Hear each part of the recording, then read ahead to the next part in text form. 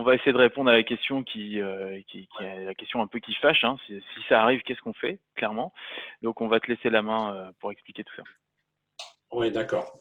Rebonjour. Voilà, ce qui est important, voilà, si ça arrive, c'est-à-dire que ça a basculé sur vos systèmes d'information, surtout là où résident vos données. Donc, il y a plusieurs points qui ont déjà été commentés précédemment, hein. Donc, ce qui est important par rapport à une éventuelle détection ou quand la menace de rançongiciel est arrivée, c'est de avoir en place un plan de reprise d'activité simple et éprouvé et surtout de pouvoir revenir à un état de service rapide. Tu peux avancer. Voilà, donc déjà des conseils qui sont résumés, hein, qu'a déjà dit Christian précédemment. Donc là, c'est des conseils qu'on trouve en termes de sources sur ZDNet et ailleurs, hein, sur cert.fr. Et là, le but, c'est juste de vous parler sur la partie sauvegarde et restauration et comment ça peut être vu utilisé de manière plus hybride et plus intelligente. Parce que imaginez que la sauvegarde, c'est vraiment une protection qu'on connaît depuis longtemps. Par contre, en cas d'attaque, et surtout qu'il faut revenir à un état opérationnel, c'est le temps pour remettre ça en place rapidement. Donc, en complément, ce qu'on recommande, hein, c'est de mettre des mécanismes sur les plateformes de stockage où résident vos données, primaires de snapshot. C'est vraiment un complément à la sauvegarde parce qu'il va vous permettre, par rapport à la manière dont c'est intégré aujourd'hui sur les technologies du marché, à une remise en route de votre entreprise avec ces informations plus rapidement. Donc, tu peux avancer. Voilà, donc la création des snapshots, parce ça se fait automatiquement dans les plateformes, ça existe. Après, il y a tout un tas de mécanismes différents qui n'est pas l'objet du jour, mais la recommandation par rapport à tout ce qu'on a pu rencontrer aujourd'hui pour pouvoir arriver avec des données en RSEN, c'est au moins de créer 2 snapshots par jour et de leur positionner des rétentions de 3 à 5 jours pour votre premier niveau, on va dire, de barrière de protection en complément de la sauvegarde. On peut avancer. Voilà, donc pourquoi c'est important un snapshot? Et déjà, le fait d'avoir un snapshot dans sa plateforme par rapport à l'accès de vos données. Donc, quand vous ancrez dans des plateformes de stockage, ils sont immuables et ils ne sont pas accessibles depuis les serveurs, sauf un opérateur qui va rendre cette image saine accessible. Donc, ce qui est important de comprendre, c'est déjà là où réside la donnée, c'est de la protéger à travers ces snapshots qui vont donner, on va dire, à celui qui a accédé de la source aux données opérationnelles, une copie où il va être impossible de les chiffrer directement dessus parce que ce n'est pas accessible. Il n'y a pas d'accès facile dessus. Slide suivant. Donc, ce qu'on recommande par rapport à ça et dans l'analyse, très importante, c'est d'avoir des copies saines utilisables avant l'attaque et avoir des mécanismes de restauration le plus rapide possible. Et sur la partie des copies saines, à quoi sert le snapshot, entre autres? C'est plutôt de repartir sur des restaurations de sauvegarde qui doivent être massives, etc., qui est long. On ne sait pas ce qu'on va restaurer si la copie elle est saine. Les snapshots, ça permet d'aller incrémenter, de voir si en les restaurant, donc quand on les restaure, c'est juste refaire un clone et c'est tout de suite disponible.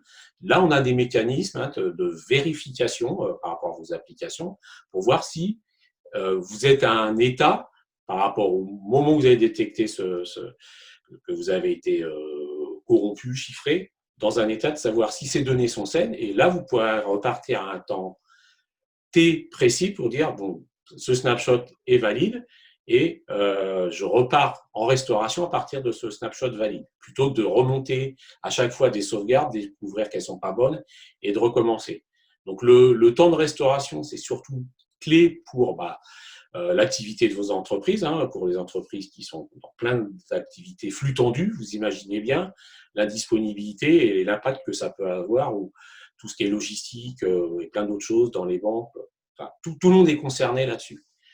Donc, au niveau de l'approche efficace et de l'analyse, tu peux passer le slide suivant pour faire une synthèse, Reda.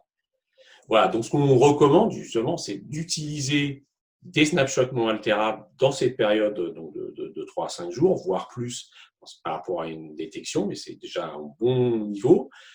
Et après, par rapport aux plateformes, on va dire, où vous avez commencé à mettre des sauvegardes, dans ces sauvegardes-là ou là où sont les snapshots, c'est d'utiliser les technologies aujourd'hui de médias flash parce que c'est ce qui va vous permettre, vu les volumes qu'on a aujourd'hui, on ne parle pas de gigas ou quelques terras, on arrive à parler à restaurer des centaines de terras.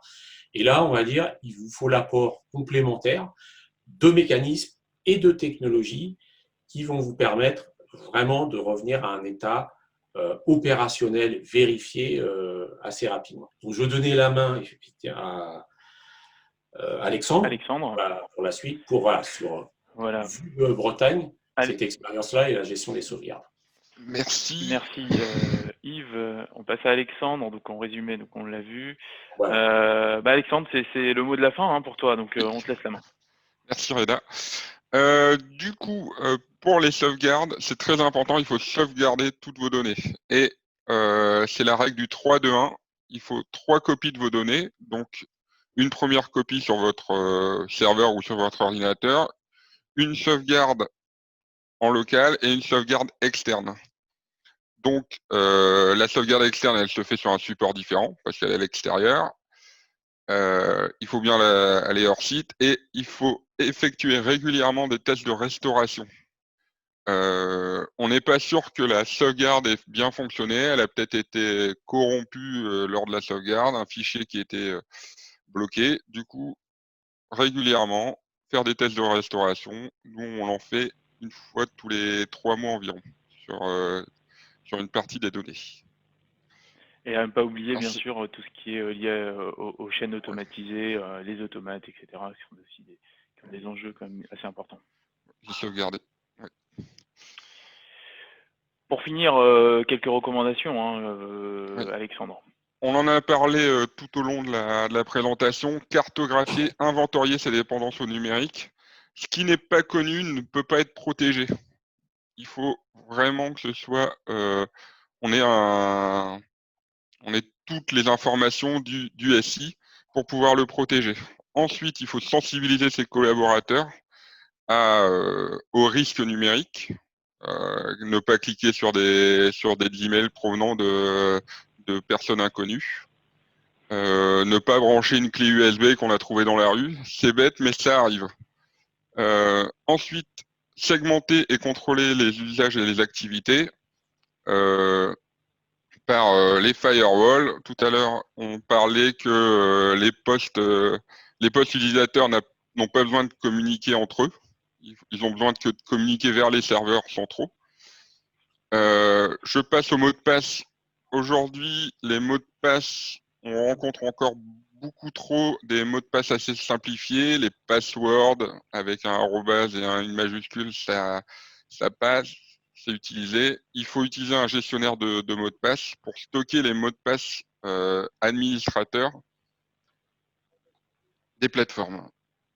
Bien sûr, mettre à jour ces équipements. Suivant les avis du CERT et les avis des constructeurs. Nous, on est abonné à différents CERT pour récupérer les failles de sécurité au plus tôt et pour pouvoir patcher les plateformes le plus rapidement possible. Juste avant, je vous parlais de sauvegarder ces données, la règle du 3-2-1.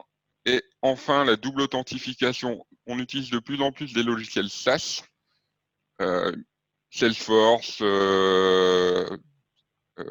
Microsoft 365. La double authentification l'activation de la double authentification a été vraiment simplifiée. On peut en quelques clics l'activer sur Microsoft 365 sans qu'il y ait d'impact sur l'utilisateur, à part la réception d'un SMS pour activer tous les 14 jours son compte.